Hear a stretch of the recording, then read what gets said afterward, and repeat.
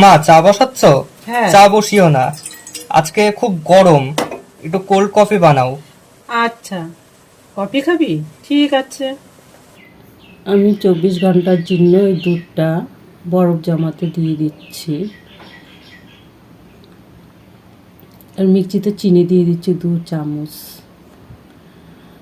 কফিটা দিয়ে দিলাম। কফিটা আমার একটু শক্ত হয়ে গেছিলো, তাই জলে গুলে দিলাম, মিক্সড করে নিলাম। এই দেখুন এরকম হবে।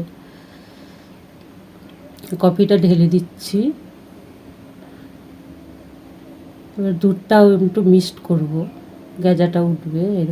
গেজাটা উঠে গেছে, দেখুন ঢালছি। এই যে বরফটা হয়ে গেছে আমার, বরফটাও দিয়ে দিচ্ছি। যারা কফি খেতে চান না গরমে, তারা খেয়ে দেখবেন, ভালো লাগবে এভাবে। ভিডিওটা ভালো লাগলে শেয়ার, লাইক, কমেন্ট, সাবস্ক্রাইব করবেন।